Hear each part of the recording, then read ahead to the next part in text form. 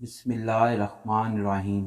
شروع اللہ کے نام سے جو بڑا مہربان نہایت رحم والا ہے۔ السلام علیکم۔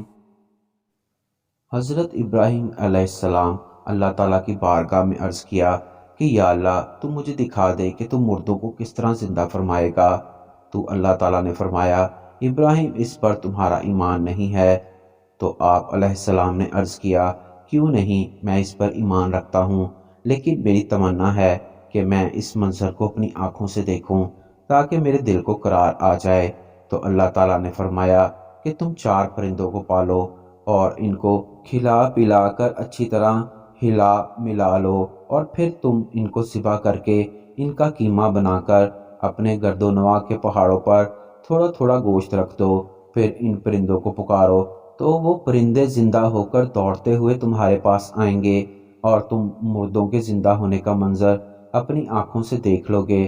چنانچہ حضرت ابراہیم علیہ السلام نے ایک مرغ، ایک کبوتر، ایک گدھ، ایک مور کو پالا اور ایک مدت تک ان پرندوں کو پالا۔ پھر ان 4 پرندوں کو ذبح کر کے ان کے سروں کو اپنے پاس رکھ لیا اور ان کا قیمہ قرب و جوار کے پہاڑوں پر رکھ دیا۔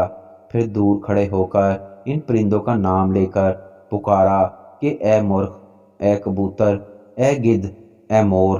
آپ کی پکار پر ایک دم پہاڑوں سے گوشت کا قیمہ اڑنا شروع ہو گیا، اور ہر پرندے کا گوشت، پوٹ، ہڈی پر 4 پرندے تیار ہو گئے، اور وہ 4 پرندے بلا سروں کے اڑتے ہوئے حضرت ابراہیم علیہ السلام کے پاس آئے اور اپنے سروں سے مل کر دانہ چگنے لگ گئے اور اپنی اپنی بولیاں بولنے لگ گئے۔ حضرت ابراہیم علیہ السلام نے اپنی آنکھوں کے سامنے مردوں کو زندہ ہونے کا منظر دیکھا، اور ان کے دل کو قرار اور اطمینان آ گیا۔ اس واقعے کا ذکر اللہ تعالیٰ نے قرآن پاک کی سورۃ البقرہ میں بیان فرمایا ہے۔